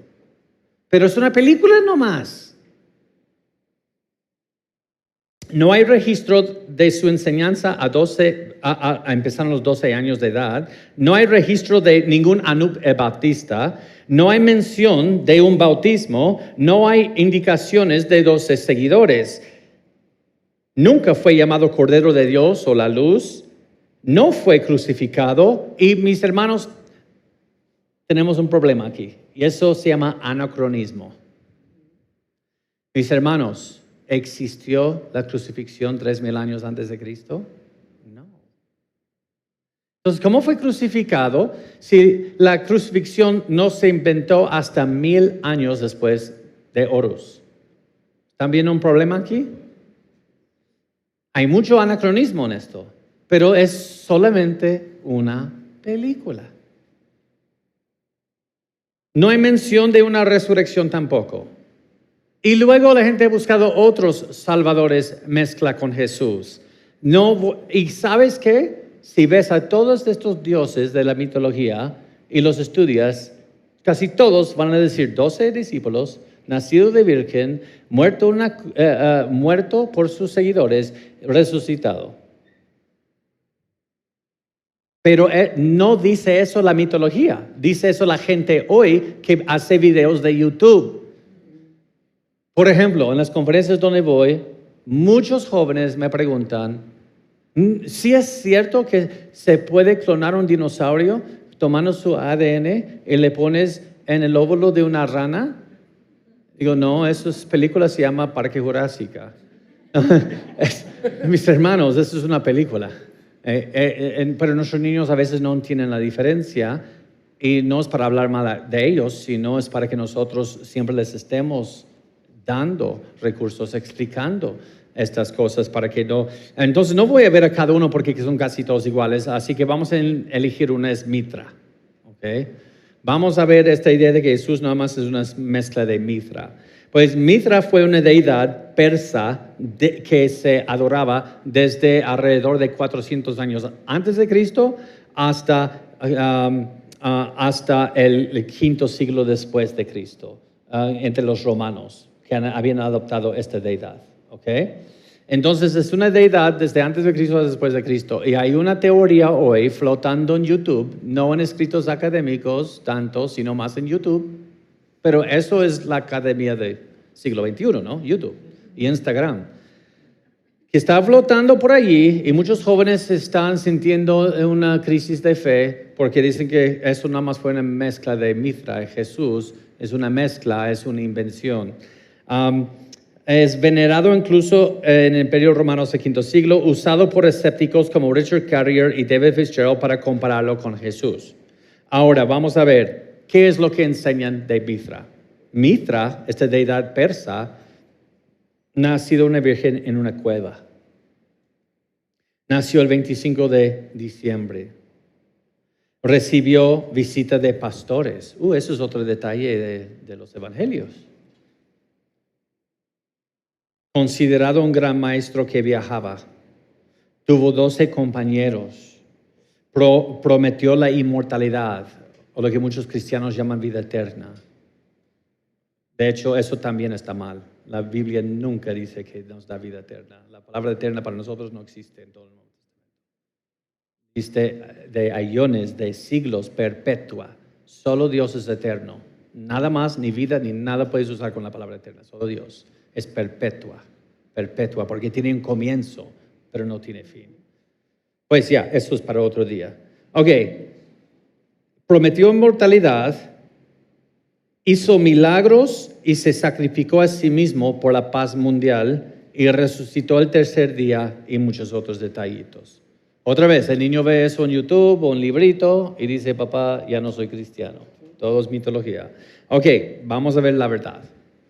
La verdad es que la mayoría de lo que sabemos de Mithra viene de pinturas y dibujos, no de escritos. Así que no tenemos escritos de ese tiempo casi de él. Solo hay pinturas de una deidad que no dan nada de información. Eso todo lo que tenemos escrito de él viene mucho después de Cristo. Así que si alguien está copiando a alguien, es al revés. También la tradición de Mithra viene de dos lugares, escritos romanos después de Cristo, escritos de la India e Irán después de Cristo. No tenemos escritos antes. Era una deidad que pintaban esculturas. Entonces, cualquier comparación viene desde siglos después de Cristo. Entonces, ¿cómo pueden los discípulos adoptar algo que se va a escribir de aquí a 300 años en el futuro? Es al revés, sí hay, pero no hay realmente. Los escritos no concuerdan con detalles, pero veremos lo que sí se puede saber. De los escritos después de Cristo que vienen de Irán, de la India y de Roma, tenemos esto.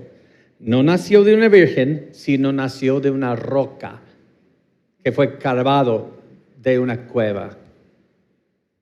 ¿Dónde está la virgen en esta roca?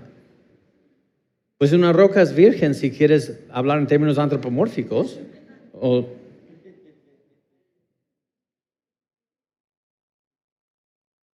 Nació el 25 de diciembre, eso sí, pero eso fue escrito mucho después de Cristo. Pero el problema es que la idea de que Cristo nació el 25 de diciembre viene mucho después de Cristo también. Así que estamos viendo sincretismo, pero después de Cristo. Así que cuando ves el Nuevo Testamento, esto no tiene nada que ver. ¿Alguien aquí ha visto La Cabaña? Ok, arrepiéntense. No, no es cierto. Ok, esto es sincretismo con misticismo oriental y nueva era después de Cristo. Ok, no tiene nada que ver eso con la Biblia. Y esa película no tiene nada que ver con la Biblia. Sí, hubo pastores, pero hay un problema y hay una gran evidencia aquí que esto sí es sincretismo con la fe cristiana. ¿Saben por qué? Porque supuestamente Mithra fue cavado de una roca, de una cueva, o dejaron un hueco que es la cueva, antes de la existencia de los humanos. Entonces, ¿cómo le pueden visitar pastores si no existían humanos todavía? Entonces hay contradicciones en los escritos que vienen después de Cristo. Las versiones más tempranas de los escritos de Mithra surgen desde más de 100 años después de que se terminó el Nuevo Testamento. Entonces, no hay escritos de que tuvo 12 discípulos, sino que hay un dibujo que tiene rodeado de los 12 símbolos de zodiaco. Y aquí está, no es un dibujo, pero es escultura. Entonces, ¿cuántos símbolos de zodiaco existen? 12. O 12 aquí incluye el sol. Ok, entonces, esto se llama la falacia del término medio no distribuido. No voy a explicar todo eso, pero es para decir que Natán tiene orejas, un elefante tiene orejas, por ende Natán es un elefante. Es decir que tienen una cosa en común, por ende deben tener todo en común. Entonces, siempre que ves el número 12 en toda la historia humana, tiene que ver con los 12 discípulos. Es decir, que tienen todo en común. Eso es una enorme falacia aquí. ¿Ok? Está rodeado de 12 símbolos del zodiaco. ¿Qué tiene que ver eso con 12 discípulos? Esas son dos cosas muy distintas. Walter Mercado usaba 12 símbolos. No vamos a decir que ahora la Biblia vio en el futuro los discípulos. Va a haber un hombre que parece a Juan Gabriel en México, que se llama, ¿cómo se llama otra vez? Walter Mercado. Y él va a usar 12 símbolos en su astrología. Entonces vamos a escribir que hubo 12 discípulos, porque en 2000 años va a haber alguien que va a usar 12 símbolos. Eso sería lo más absurdo, ¿no? Eso es lo mismo. No hay evidencia de que ofreció la inmortalidad de sus seguidores. Sin embargo, eso no sería extraño si lo hubiera hecho, porque muchas deidades en la mitología ofrecían la inmortalidad, porque el hombre está luchando con preguntas existenciales, todo ser humano, ¿qué viene después de la muerte? Eso es algo existencial que tenemos todos en común. Y luego no hay ninguna fuente que dice que Mithra se sacrificó a sí mismo, no hay ningún escrito que Mithra murió y resucitó. Sin embargo, Tertuliano, padre de la iglesia, escribió algo sobre los seguidores de Mithra recreando escenas de resurrecciones. Eso es la única evidencia que tenemos de resurrección. Pero Tertuliano, nuestro amigo del siglo IV, ¿no? 3-4, después de Cristo, sí, ellos estaban hablando de resurrecciones y sí es que tenía que ver algo con la resurrección prometida en nosotros. ¿Quién está copiando de quién? Porque el Nuevo Testamento, para el año 300 después de Cristo, el Nuevo Testamento ya está establecido. Por eso, pero esto viene mucho después de Cristo. Ya que las comparaciones son pocas y muy generales, y que estas pocas comparaciones aparecen mucho después de Cristo, porque ningún escéptico las atribuye a ellos copiando de los cristianos. ¿Cuál vino primero, el Nuevo Testamento o los escritos de él, el Nuevo Testamento? Entonces ya sabemos quién está copiando de quién, pero realmente no copió de los cristianos. Mucho de eso es mentira. Así que eso nos lleva rápido. Tenemos que terminar hablando, ¿qué es el Jesús histórico? ¿Quién es entonces el verdadero Jesús? Pues para hacer eso necesitamos un trasplante de corazón. Porque siempre que tú partes de una premisa escéptica, no vas a aceptar nada de evidencia. ¿Cuándo has visto un debate político y este político está debatiendo con él? ¿Cuándo has visto a este político decir, ¿sabes qué, Natán? Tú tienes razón. Yo soy un corrupto ladrón. Lo acepto. Ya me convenciste. ¿Cuándo has visto eso? Porque no importa la evidencia que muestras. Ellos no están viendo a quién van a convencer a quién. Ya está establecida que ellos se van a defender a sí mismos. Entonces tenemos que tratar con ese escepticismo y solo lo puede hacer eso la luz de la gloria de Dios en la faz de Cristo. Tienes que tener un corazón de carne que acepta esto, la verdad.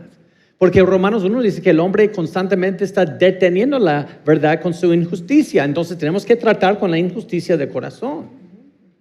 Te doy más verdades, te estoy dando más que tienes que detener solamente. Pues, si no crees porque está en la Biblia, te voy a decir algo, y también a mi amigo Lee Strobel, no lo vas a creer. Si no lo crees porque está finalmente en la palabra de Dios, sino solamente por la evidencia histórica, tienes un grave problema. Quizás lo creíste porque está en la palabra, solamente no lo sabes si estás en Cristo. Porque solo la palabra es lo que revela la gloria de Dios en la faz de Cristo. Es la palabra que salva y convierte al hombre. Pero hay evidencia histórica aún. Como en el año 64 después de Cristo, un gran incendio en Roma. El historiador y senador romano, muchos solamente cuando hablan de Tácito, lo dicen que es un historiador. Pero lo que no dicen que también es un senador romano. Era un senador. No es uno allí como los youtubers de hoy inventando cosas. Y él dice en consecuencia, para deshacer, ese es un senador romano del Imperio Romano. En consecuencia, para deshacerse del informe, Nerón, el emperador, el César, abrochó la culpa e infligió las torturas más exquisitas en una clase odiada por sus abominaciones llamada cristianos por el pueblo. Es el año 64. El Nuevo Testamento no se ha terminado de escribir. Cristus, de quien el nombre tuvo su origen, sufrió la pena extrema durante el reinado de Tiberio a manos de uno de nuestros procuradores, Poncio Pilato. Tenemos evidencia desde antes que termina tu Nuevo Testamento. Josefo, historiador llevado en exilio y luego llegó a ser un gran historiador de los judíos, para los romanos. En este momento había un hombre sabio llamado Jesús y su conducta era buena y era conocido por ser virtuoso. Muchas personas entre los judíos y las otras naciones se convirtieron en sus discípulos. Pilato lo condenó a ser crucificado y a morir, pero aquellos que convirtieron en sus discípulos no abandonaron su discipulado.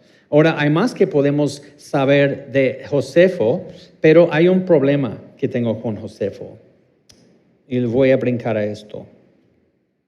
Festo estaba ahora muerto y Albinos no estaba más que en el camino. Entonces él reunió a los Sanedrín de los jueces y trajo ante ellos al hermano de Jesús, Santiago, que se llamaba Cristo, que se llamaba Santiago, a algunos otros. Y cuando él formó una acusación contra ellos como quebrantadores de la ley, los entregó para ser apedreado. Pero luego, si tú lees a Josefo, te vas a encontrar con un problema. Empieza a llamar a Jesús el verdadero Mesías. Y no tenemos evidencia que él creó eso. Y por eso pone en duda lo que escribió Josefo, que quizás fue cambiado. No tenemos manuscritos tempranos de él. Así que es posible que escribió esas partes. Pero la pregunta que les voy a hacer es esto. ¿Por qué van a creer a Josefo si tenemos 500 o 600 años desde que lo escribió hasta la copia más antigua? ¿Por qué vas a poner tu fe en evidencia histórica que ni podemos comprobar? Pero no te vas a poner tu fe en la palabra de Dios, que tenemos porciones de manuscritos que pueden ser desde 25 a 50 años desde que se escribió. El papiro 52 es un pedazo de manuscrito que tenemos de Juan, que viene quizás hasta 20 años después de la muerte de Juan. ¿Por qué no lo vas a creer ahí? Tienes que creer en Josefo, que lo diga él, cuando ni sabemos si un cristiano lo agregó después. No tenemos una manera de comprobarlo. Por eso es necesario que entiendas eso. Hoy también tenemos otros escritos. Ok, las ideas de que Jesús era quien nosotros decimos que eran, son cosas que agregaron cientos de años después. Ok, vamos a Ignacio de Antioquía. Él fallece en el año 108. Es contemporáneo del apóstol Juan. Fallece alrededor quizás de 8 años después de Juan, el apóstol Juan. Vamos a ver lo que él escribía sobre Jesús. Glorifico a Jesucristo, el Dios que te hizo tan sabio. Oh, no es un rabino solamente. Porque los testigos de Jehová dicen que Constantino es quien deificó a Jesús. Entonces, ¿por qué Ignacio, 200 años antes de Constantino, lo está llamando Dios? Y toda esta información, mira, Ignacio de Antioquía, el Hijo de Dios con respecto a la voluntad divina, el poder divino, verdaderamente verdaderamente nacido de una virgen, bautizado por Juan. Esto parece algo, un credo que yo confesara hoy, 2000 años después. La fe cristiana no ha cambiado. Yo puedo confesar eso ante Cristo en este momento. La fe cristiana no ha cambiado. No ha cambiado en 2000 años. Ahora, tú dime un solo movimiento que no ha cambiado en 2000 años. Cuéntame uno. Nada. Todos cambian. Todos se desvían. Y cuando dice los líderes, escéptico, los relatos del Nuevo Testamento llenos de información mítica, no histórica y muy editado a lo largo del tiempo. Entonces, perdón, porque nosotros ya hablamos de crítica textual y los manuscritos, así que por cuestiones de tiempo, pero ustedes van a tener todo esto en los PDFs, ¿ok? Pero lo que sí les quiero mostrar es esto. No solamente tenemos manuscritos. Tenemos gente que sí, tenemos más de 1,000,000 citaciones del Nuevo Testamento de la era patrística. No solamente tenemos los manuscritos, tenemos más de 1,000,000 citaciones de los que estaban viviendo en ese tiempo, citando en sus escritos del Nuevo Testamento, y todos concuerdan. ¿Cómo que muy editado a lo largo del tiempo? Como tenemos toda esta evidencia, no solamente manuscritos, gente que citaba los manuscritos. Ahora, si quieren aprender un poco más de los manuscritos, les animo a que busquen el video de la inerrancia del último conversatorio que dimos y van a entrar en todos esos detalles, y también que estén al día porque el director del Instituto Teológico de Querétaro, Mateo Bixby, el director de Teología de la UCLA, Universidad Cristiana de las Américas, y su servidor, estamos escribiendo un libro en este momento para EBI editorial sobre la inerrancia, así que parece un buen anuncio, ¿verdad? Busquen estos libros. Pero Josefo y Tácito hablan de Poncio Pilato. Y ahora muchos dicen, pero esos escritos la gente después agregaron porque no tenemos manuscritos tempranos.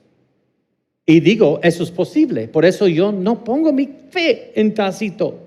Yo pongo mi fe en lo que es escrito por Dios. Pero circuló el rumor que los cristianos después metieron la palabra Poncio Pilato.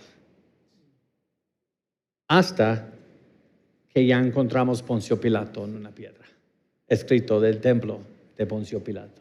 Y aquí está. Plinio el joven, un incrédulo, hablando mal de los cristianos, decían que adoraban a Jesús como a Dios. Vemos que tenían la misma adoración y un entendimiento de Jesús.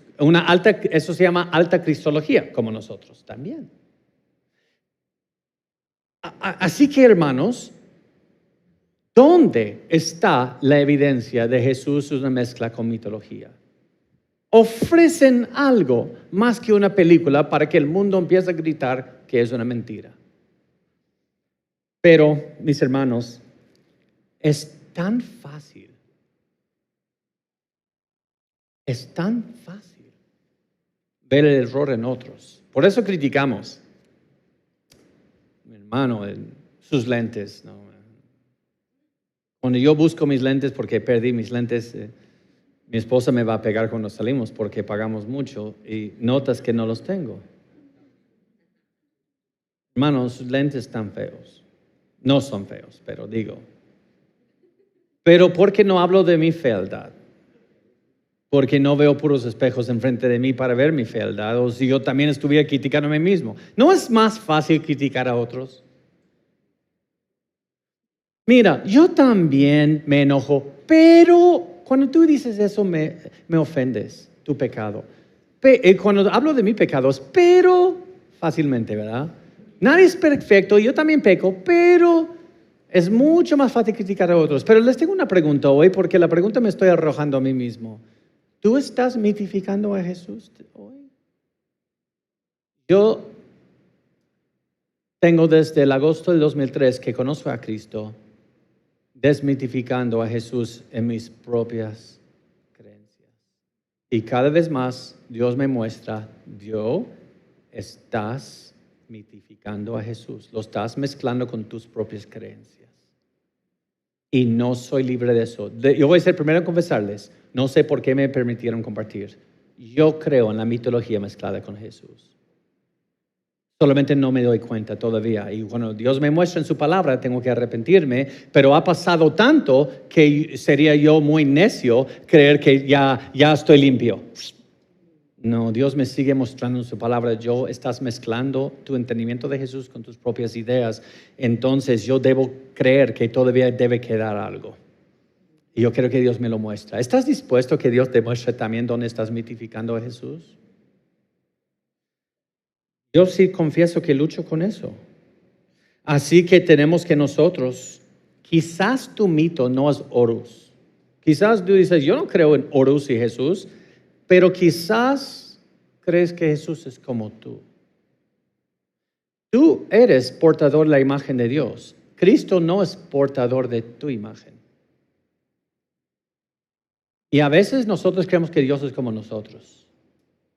Si yo voy al Salmos 50, dice, pero al malo dijo Dios, ¿qué tienes tú que hablar de mis leyes y que tomar mi pacto en tu boca? Pues tú aborreces la corrección y echas a tu espalda mis palabras. Si veáis al ladrón, tú corrías con él, y con los adúlteros era tu parte.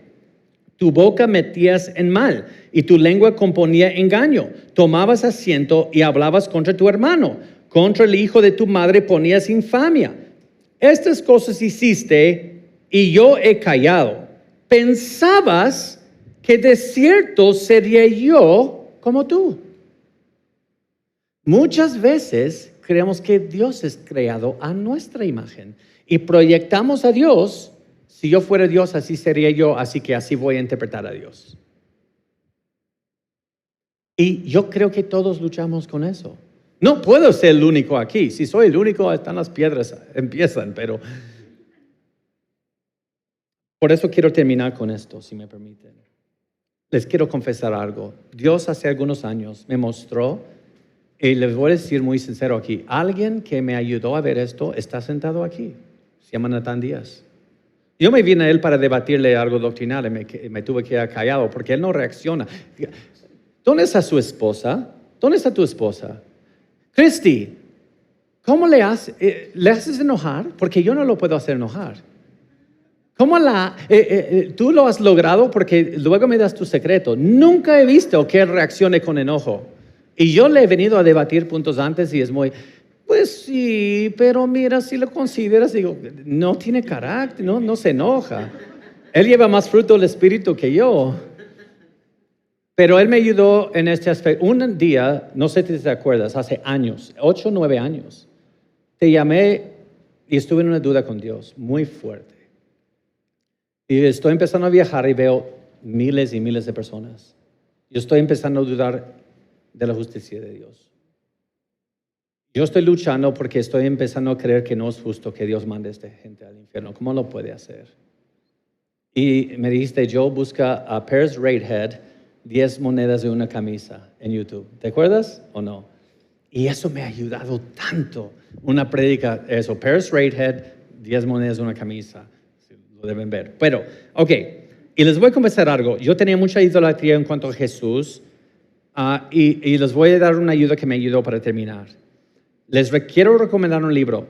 Quizás no para empezar. Hay otro de James Hamilton que se llama ¿Qué es la teología bíblica? Eso es así de delgado y debes empezar con eso. Y este es paso 2.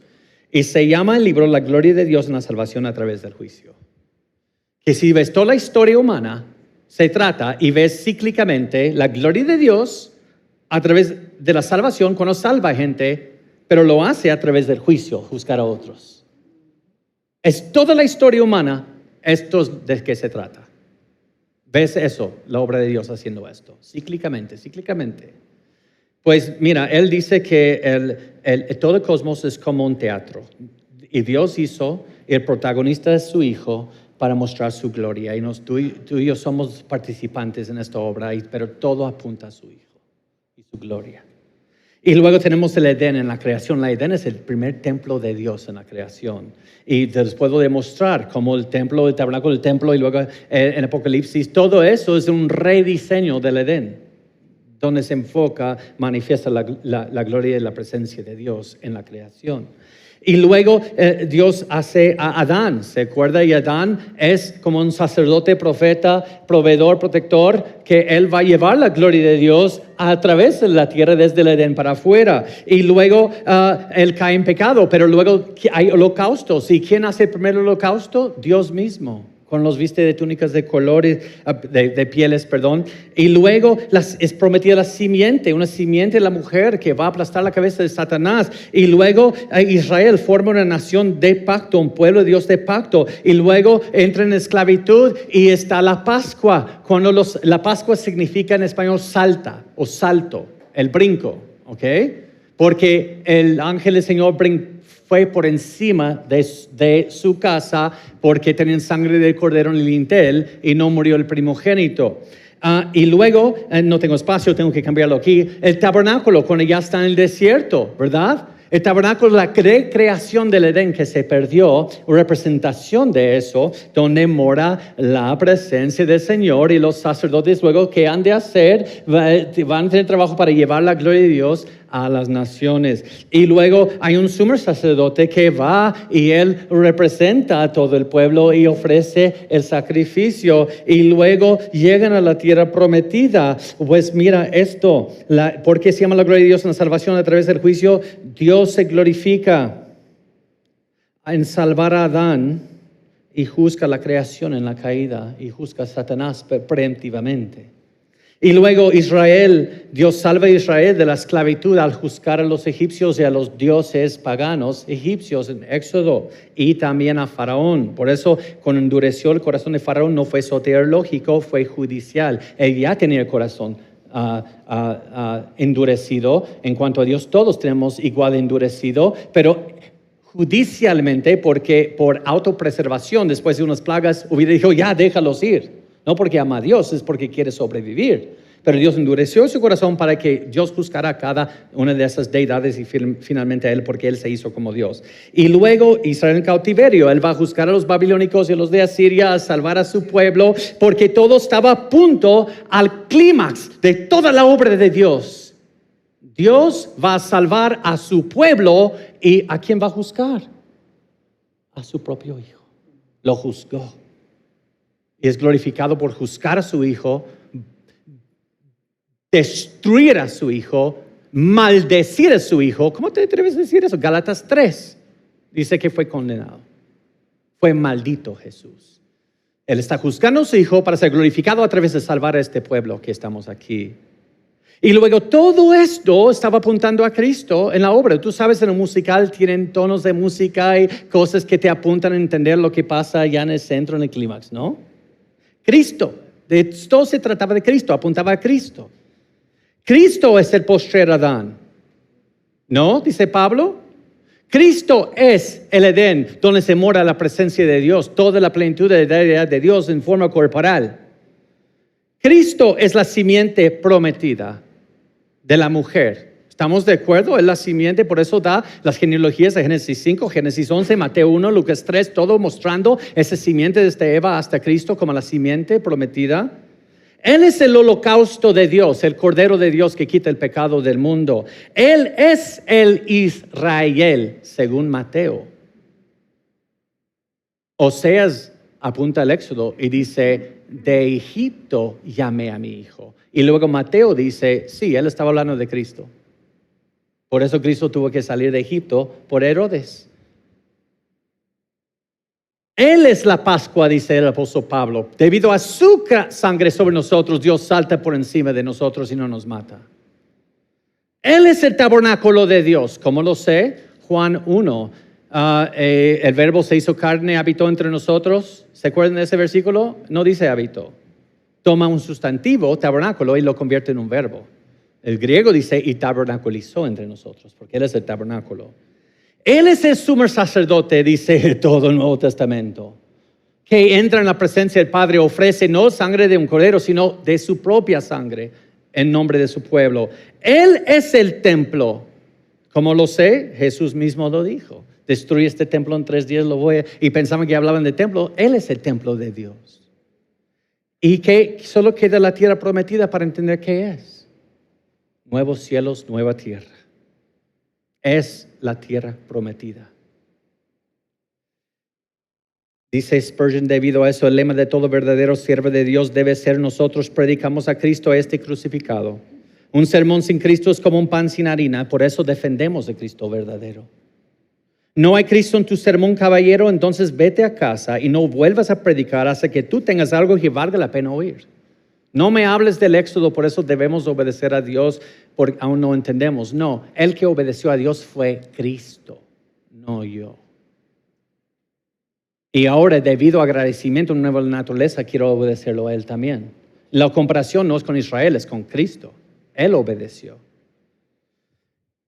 Así que, hermanos, con todo eso en mente, con esto termino. Porque hoy en día muchos hemos mezclado nuestros pensamientos y nuestras esperanzas, vistos en YouTube por predicadores también, y también por películas y cosas así. Y lo que nace en nuestro corazón entenebrecido, yo también lo lucho con eso, estamos en la misma página. Por eso la Biblia termina así. Vi un cielo nuevo y la tierra nueva. Toda la tierra prometida estaba apuntando a esto en toda la Biblia, en la tipología. Porque el primer cielo y la primera tierra pasaron y el mar no existía más. Eso es simbólico para que la muerte no existía más. Porque esto es otro género que es simbólico. Pero no es tan simbólico como místico. Es que está tomando de lo que enseña toda la Biblia y te está dando la conclusión. Yo, Juan, vi a la santa ciudad. ¿Qué es la santa ciudad? ¿Realmente una ciudad con torres va a bajar? No, es la iglesia del Señor. ¿Cómo lo sé? La nueva Jerusalén, descender del cielo de Dios, dispuesta como una esposa ataviada para su marido. ¿Quién es la esposa? ¿Quién es la novia? Nosotros, la iglesia. Entonces, va a ser una tierra prometida, cielos nuevos, tierra nueva. Y luego bajará la iglesia a este lugar. ¿Y estaremos solos? No, porque viene su marido. ¿Quién es su marido? Y una gran voz del cielo que decía: aquí el tabernáculo de Dios. ¿Quién es el tabernáculo de Dios? Cristo. Cristo con los hombres. Y morará con ellos. Y ellos serán su pueblo. Y Dios mismo estará con ellos como su Dios. Ese es el fin de la Biblia. La gloria de Cristo reinando con su iglesia. Y cualquier otra perspectiva de que tienes la Biblia o la vida cristiana es mitología, es otro Horus. Por eso Richard Baxter dijo: oh, qué bendito día será cuando me pare en la orilla y mire hacia atrás a los mares furiosos que habría pasado con seguridad cuando muera. Cuando me acuerde de mis dolores y tristezas, mis miedos y lágrimas, y posea la gloria que fue el fin de todo. Otros sí entendían esto. Oh, John Owen, el puritano: en la gloria de Cristo fijaré todos mis pensamientos y deseos, y cuanto más vea yo la gloria de Cristo, más las bellezas pintadas de este mundo se marchitarán ante mis ojos, y seré cada vez más crucificado a este mundo. Se convertirá para mí como algo muerto y putrefacto, imposible para mí disfrutar. Si tú ves cada vez más la gloria de Cristo, lo mejor que este mundo te puede ofrecer va a ser putrefacto para ti. Y no he llegado a eso todavía, por eso lamento. Así que termino. Iba a entrar más en el egoimi. O egoimi. Hay un lingüista profesor de griego y de hebreo en UCLA, que dice que no es egoimi, es egoimi. Pero ya es lingüista, tiene que contradecir un teólogo. Pero mis hermanos, a menos que tú, cuando ves toda la Biblia y ves todo esto y no estás viendo lo que está apuntando a la gloria de Cristo, tú también y yo también estamos mitificando al Jesús verdadero. Pero su gloria es excelente. Nada de esas cosas puede comparar con el Jesús verdadero. Una vez probado su gloria, lo demás es una pobre excusa de excremento al lado de Cristo. Y es por eso que estamos en este conversatorio. Terminé. Muy bien, Joe. Pues, hermanos, creo que fue increchendo y luego fue llegando al término que nos hace a nosotros reflexionar que En Cristo estamos completos. No nos hace falta nada. Y por eso, efectivamente, por eso es la razón de este conversatorio, para nosotros tener una conclusión firme, bíblica, de lo que Cristo representa para nosotros, e irnos quitando, desmistificando conceptos que nos están afectando o que pueden afectar a nuestros jóvenes, a las creencias que antes teníamos y que luego nosotros seguimos guardando en nuestro corazón.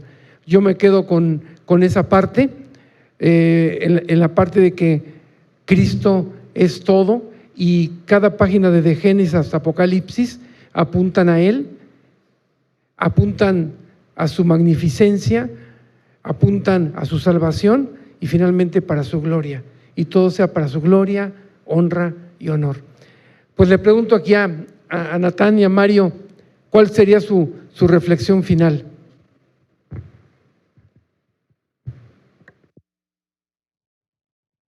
Otra vez, esto no es nada más un ejercicio académico lo que queremos hacer, y creo que Joe ha hecho un buen trabajo en mostrarnos que tú puedes tener todas las respuestas correctas históricamente hablando y aún así estar alejado de Dios y no entender de qué se trata realmente el mensaje central de la Biblia.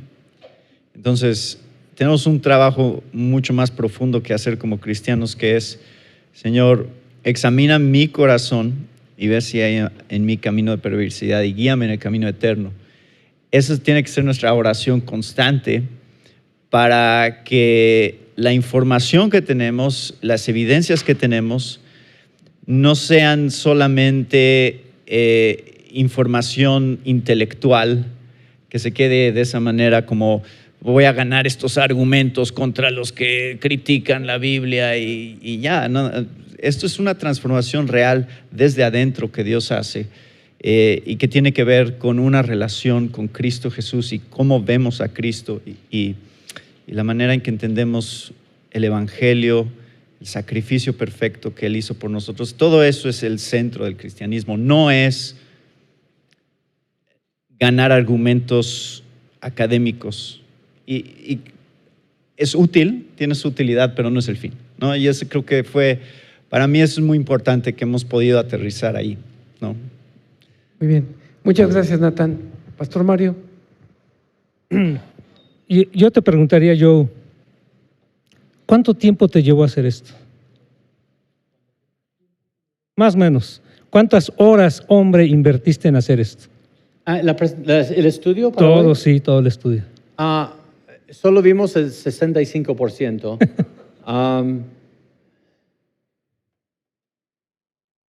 No quiero exagerar, así que...